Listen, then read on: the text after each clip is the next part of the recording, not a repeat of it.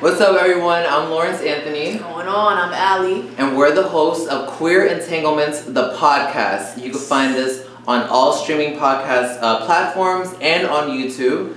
And so we would just want to talk to you about why we decided to record the podcast. Yes. So, Allie, what do you want to say about that? Definitely, I can take this.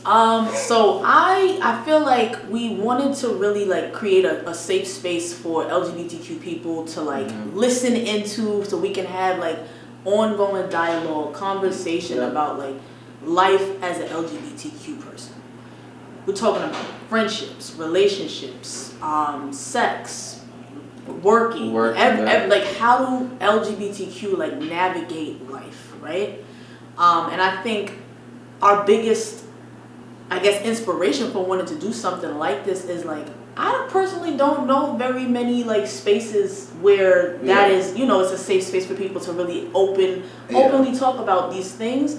And also I think we have a very we have a good energy balance. We've been best friends for I want to say 15 years, since middle school, long time. 6th grade.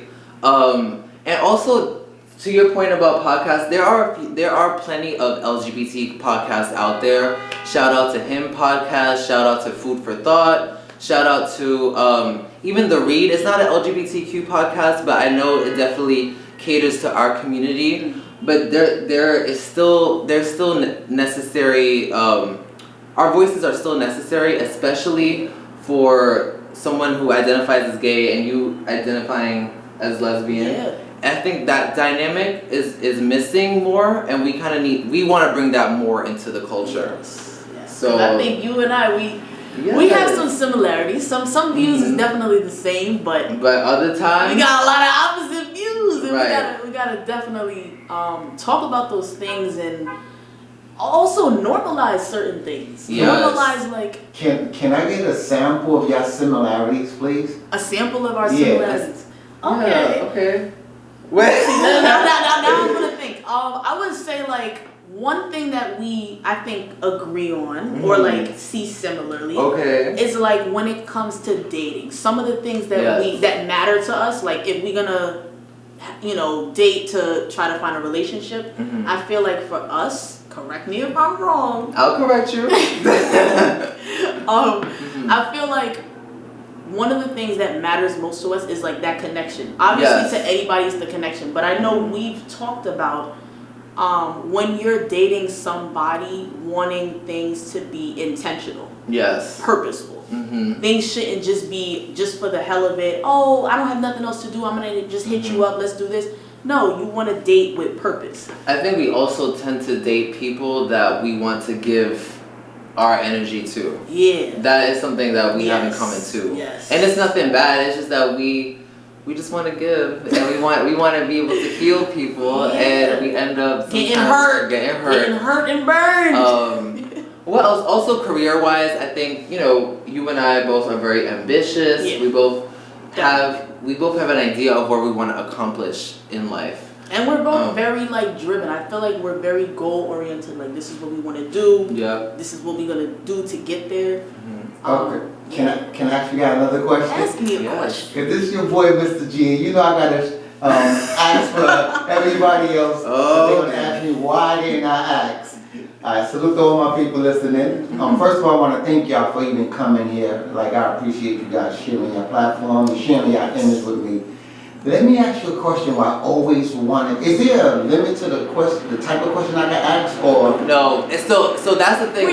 Let me just explain, because Queer Entanglements, the podcast, is about having those uncomfortable conversations about things that we all know exist: open relationships, things that happen on Twitter, navigating career as different kinds of sex, navigating your career as someone who's a person of color or someone who's queer. We're having those conversations that happen in the kitchen table or just in the dark, and we want to bring it to light. Yes. So ask us whatever you want to ask. I like that. Okay, this question applies to both of y'all, but y'all can answer in whatever order that you want. Gotcha. Do you feel you guys were born gay and lesbian, or did something happen that made y'all want to be that way? That I love That's that a good question. I love it. You want to answer first? Okay, I'll answer you. I think I was born gay for sure. I think I definitely suppressed it, because my first attraction to a male, to be honest, was in pre-K.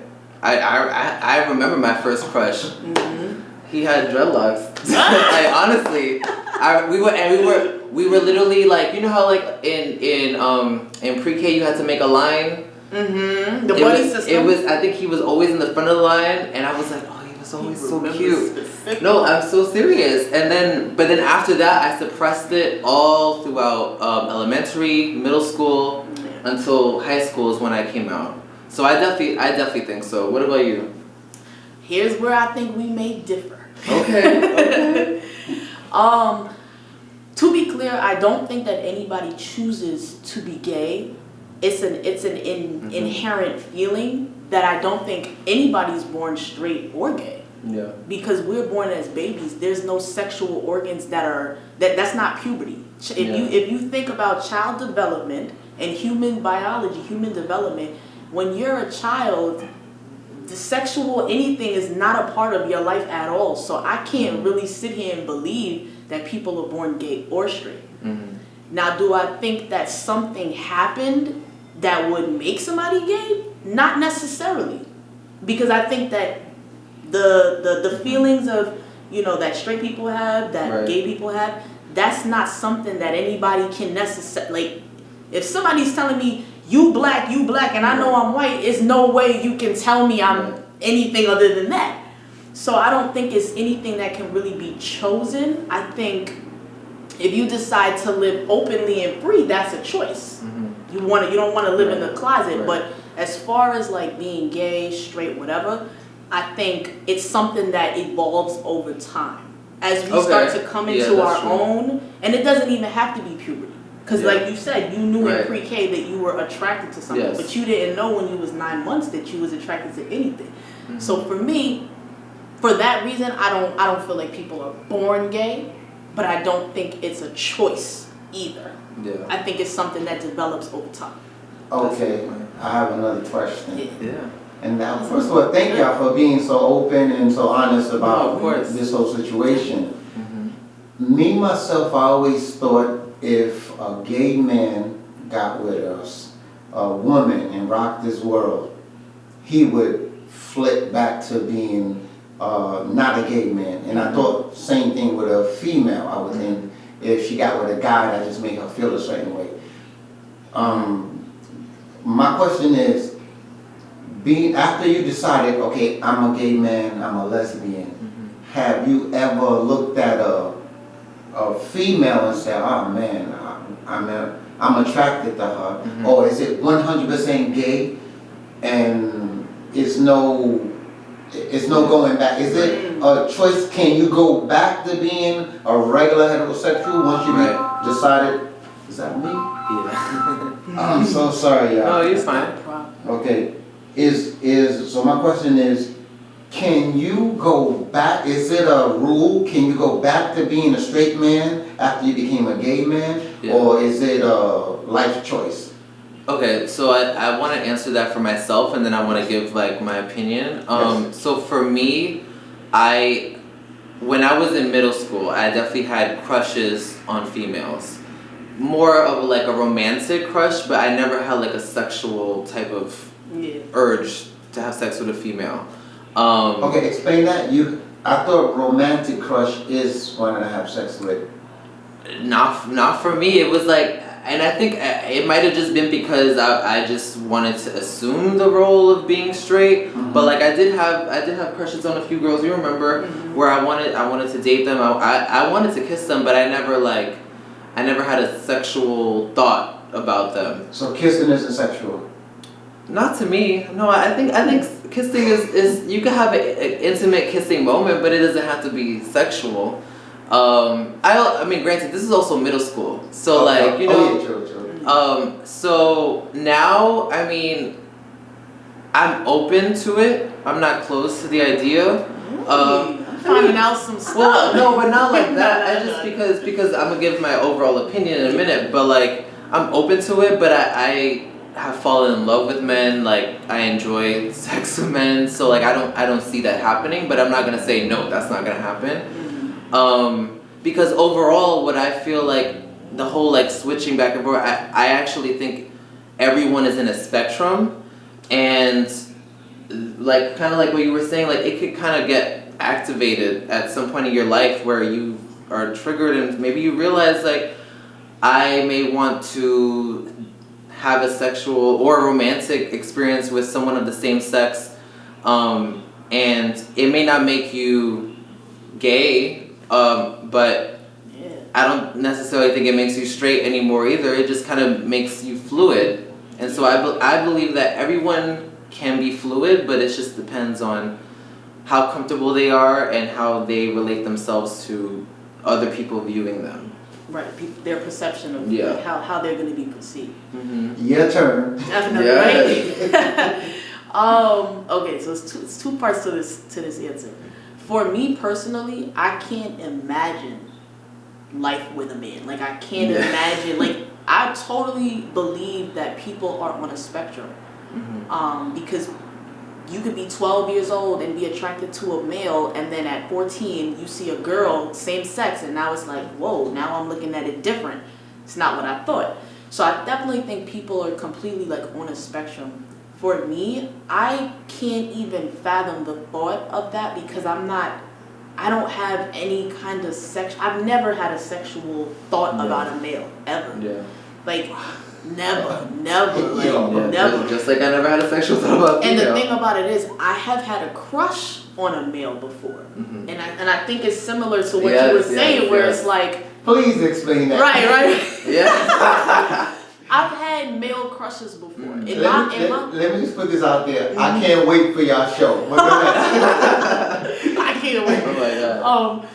Yeah, like I've had male crushes. Like I can think of like 2nd grade I had a male crush. I think 3rd grade I had a male crush, and like maybe once in middle school and then once in high school.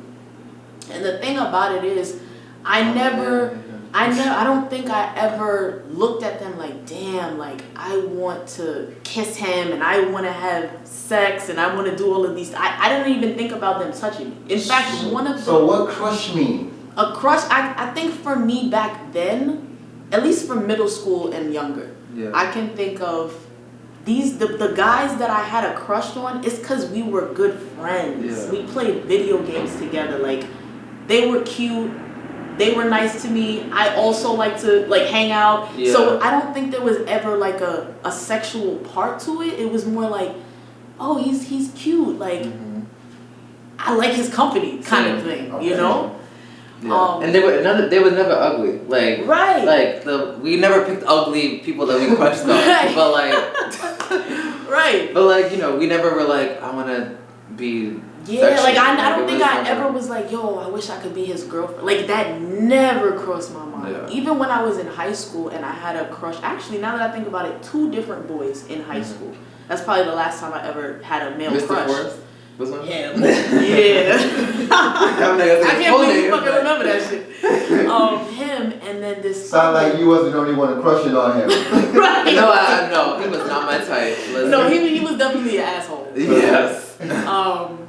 But he had the baby face. That's what it was. It was the baby face. He did. And then I had a crush on this other guy in high school where I think this was when I moved upstate. Oh, okay. But looking back on it, I think that was my attempt at being hetero. Not because I sexually wanted them or was like sexually attracted or anything. It's like, yeah, I can admit that they're a cute guy. Right.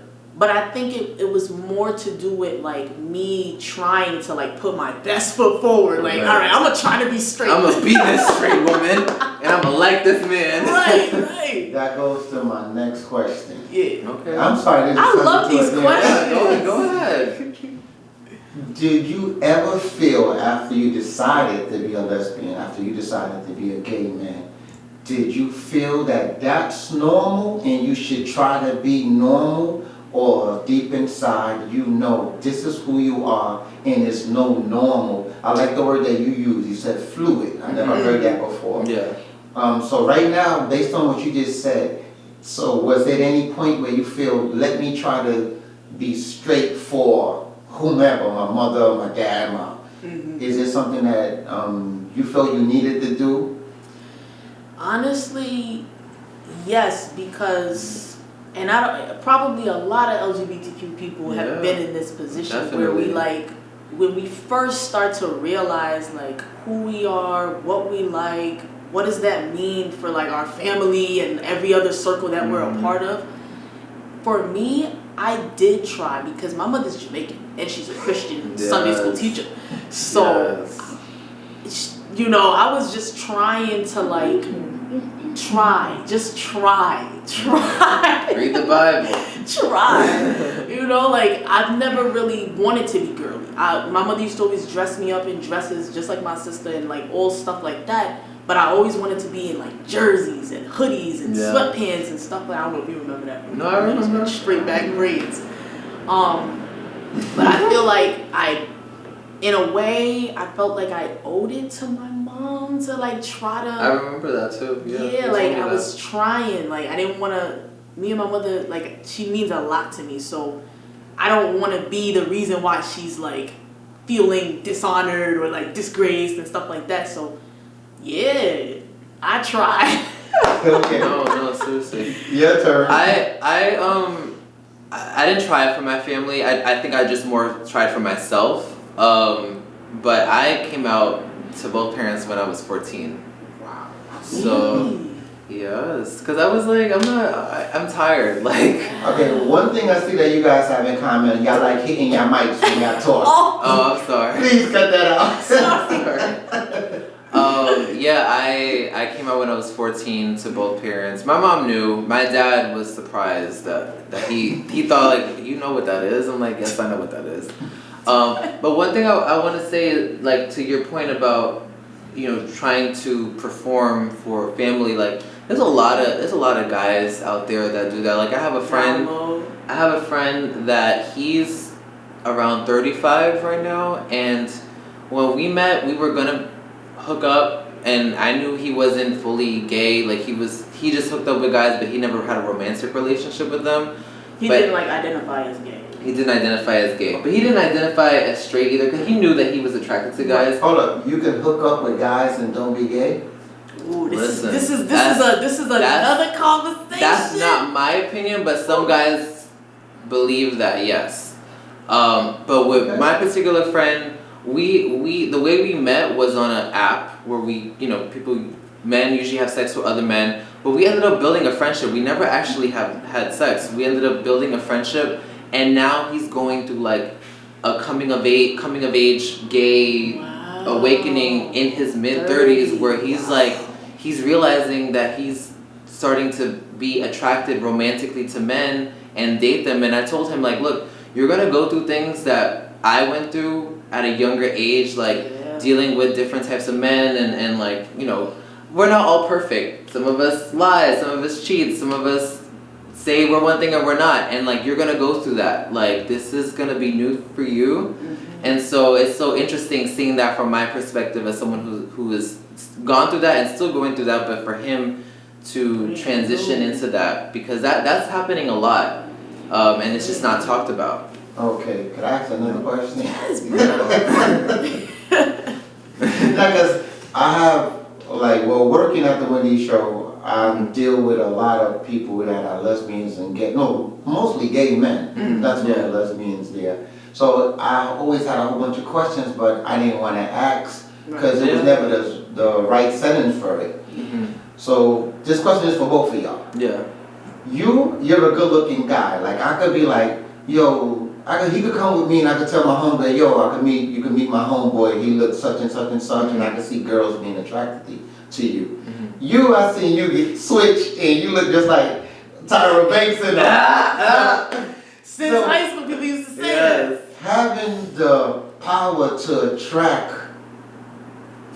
males and females, like how do that feel? Like, because I know some guys that don't look like you and love women but can't get women. Like the having that option, how does it feel just to have that option? Because I love the video you put up where you was like a boy, and then you was just like a girl. I was like, damn. I said, damn, look at, hey. I said, pause. Let me not think. So how does it feel having that power just to switch it on? Well, just to switch it on and off. I mean, I don't even know if he ever knew or thought that. Yeah, I just act like myself. I look like myself. I don't really know how to answer that other than like, I mean. Did you know, or did you think that? I mean, I know I'm attractive, but I guess I never really thought I could pull women like that. To give you the real answer. Yeah. So it's kind of like, yeah. I mean, it's flattering. That's all I'll say. Like, but. I mean, I know what I want, so I'm never gonna deceive someone, you know. That's fair. That's fair. Your turn. Yeah. For me. Yeah, I feel like you give a better answer. Right. Because you know my history with too many men. Yes. G knows it too. Me personally, I'm totally flattered. Like the idea that I can pull men and women, like totally flattered by that. But gee, you know, it's a way to approach me.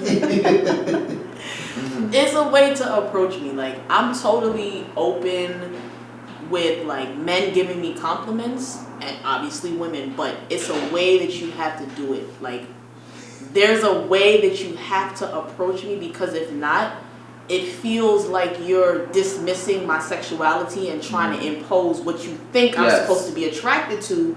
And I'm not into none of that. And it's a dub for that. Because somebody's gonna be like, "Oh, I could convert you." Yeah, like, that in and of itself will get you a fist to the face. Because it's like, you don't see me out here trying to get my gay guy friends trying to convert to you. That's totally rude. Like, yeah, no, that's the fair point. Like you dismissing it, and also. Just if a guy is entitled and like, because I've been in a situation where a guy has tried to give me a compliment, but I didn't receive it well, because to me you didn't give it in a complimentary kind of way. You gave it into, oh well, you looking mad good, da da da da. Let me talk to you, da da da. Bro, I don't. What are you talking about? I don't go that way. Right. What you mean, da da da da? Oh, you ain't never. See now. You done made the whole conversation go left, and you could never sit at my table. You bugged out. If I was to ever be attracted to men, I don't know when that would be, but they would have to come like correct. Like they gotta have it all together. I'm sorry, I think my standards for like a male would have to be like 1,000. Okay. 1,000. Like what?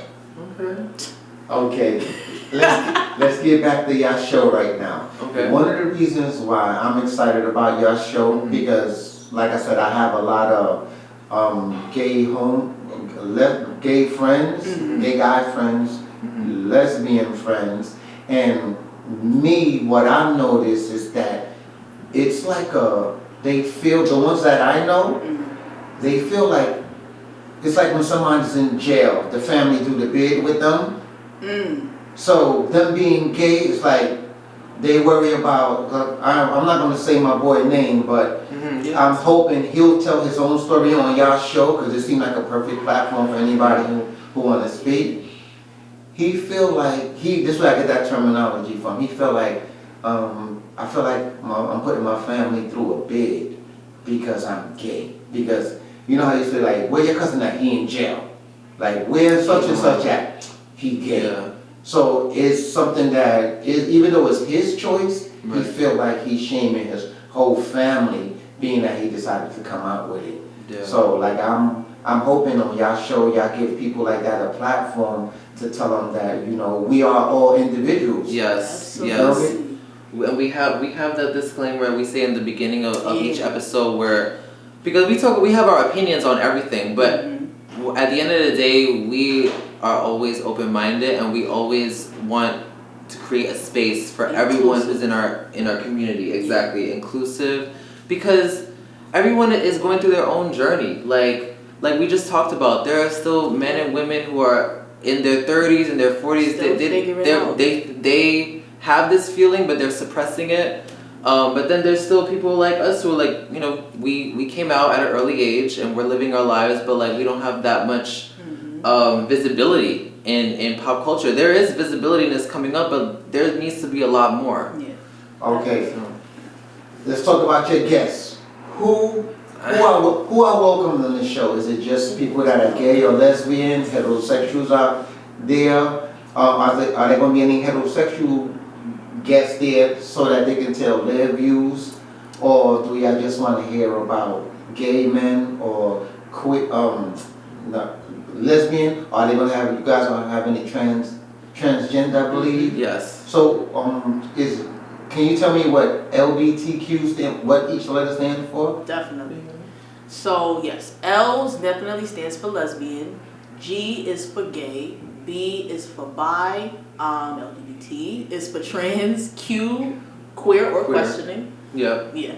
And then there's a bunch of other letters. Yeah. Okay, so no transgenders. No, we got the T. No, T for trans, yeah. Oh, okay. Yeah, we definitely, I mean, all people from the spectrum are welcome. I think that's how we first want to kind of start out with recruiting people to like have on the show, is definitely give a voice for them, especially our trans community, because there definitely needs to be more voices for them. I think we definitely will welcome straight people. Yeah, we welcome debate. Exactly. We welcome debate. We love that. So but not ignorance though. Right. We're not gonna put nobody down. We're not putting our audience down. Right. Have some substantial, things to contribute basically. But as far as like the people that we want to, have on our show and stuff like that, I think definitely an inclusive space means everybody. Yeah. So yes, our focus is on the LGBTQ community. However, if we have allies that want to come on the show, because it's really about just keeping a safe space. Yeah. So we are totally open for debate, but we are never going to bring somebody on this show that is going to potentially do harm to our viewers, which is our, that's our main focus. Exactly. So as long as people can comfortably debate with us, if that's why they want to come on the show, or if they just want to be supportive or talk about anything, everybody. Yeah. Especially our Black and Latinx viewers. I mean, I'm Puerto Rican. I'm well aware that I could be white passing. She's Jamaican, but we want to make sure we are deliberately catering this to people of color, queer people of color, and trans people of color, because again, there needs to be more spaces in media that are created for our community. Okay. Do y'all see anybody coming out on y'all show? Like, do y'all invite that? Because the reason why I ask you is that I know it's people who want to come out and they don't know how. Do y'all think y'all platform is somewhere where someone could come and be like, you know what, I'm gonna just come out on this show and I don't have to tell nobody, they hear it, they see it? What are your thoughts on that?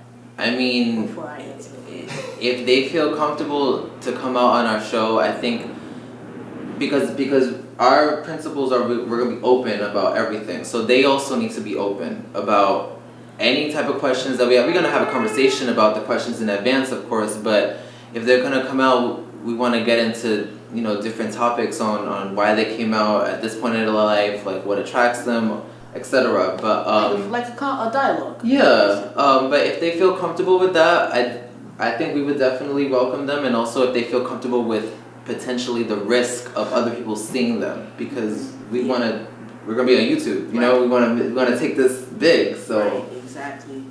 Yeah. Definitely agree with that. I think if a person wanted to come out on the show, I would honestly be honored. If a person wanted to like share that kind of thing on our show, I would actually be honored.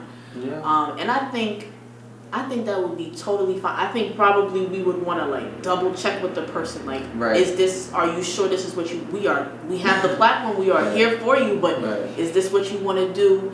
And then make, flesh out like what the conversation will look like, just to make sure that they feel comfortable, because that's a very big thing to be, talking about on like publicly. But I think that would actually be a great. Yeah, come on, I would love it. Come out on Queer Entanglements. That was my next question. Your show, yeah, y'all gonna be freestyling, or do you guys have topics that y'all gonna touch every week? Yeah. Are y'all coming out Monday, Tuesday, Friday, 5 days a week, or is it 1 day a week? And then tell me about y'all show.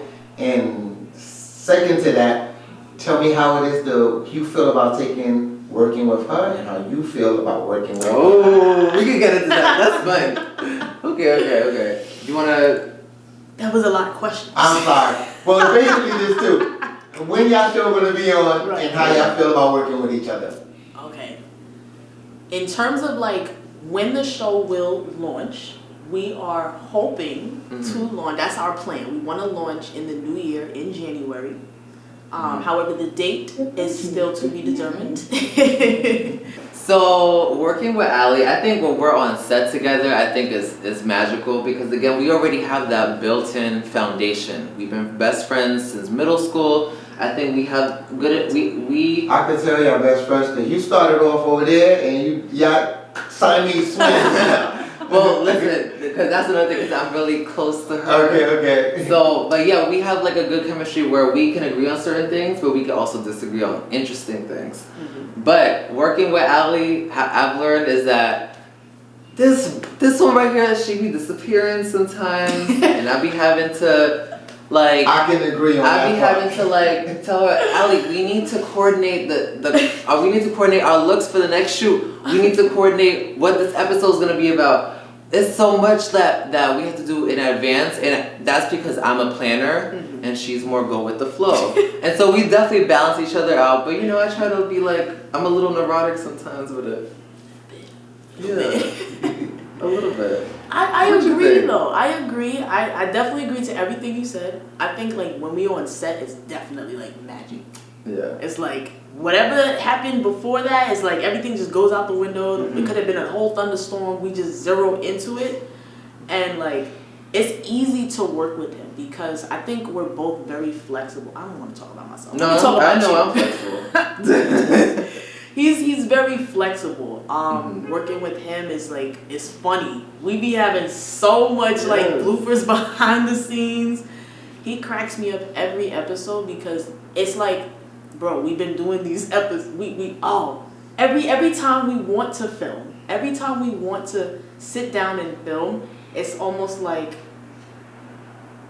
it's like his first time. Like when we sit down and we like even like look through what it is that we potentially want to talk about, it's like he gets nervous all over again. And we're just looking at the looking at it. And no one even watching He gotta take a shot to look at the material on what we're thinking that we want to talk about. I need my shots.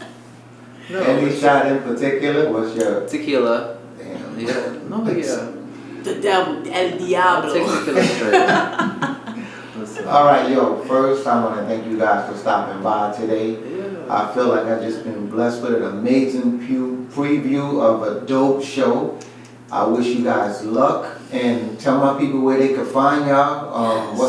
Tell me the name of the show again. Tell me your IG, if y'all have a website, wherever they can find y'all.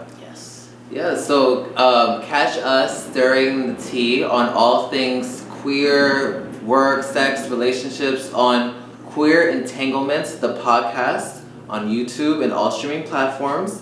And I'm Lawrence Anthony. You can find me at Lance Anthony 1. That's on what? Instagram? On Instagram, okay. Yep. On Instagram. As far as my Instagram, let me make sure I get it right. Alex_Rose. Now you got to be careful about the Alex because it's not an ALEX. It's going to be AHLICKS. Alex_Rose. And tune in to Queer Entanglements on YouTube and follow us on Instagram. Mondays at 7 p.m. Love it.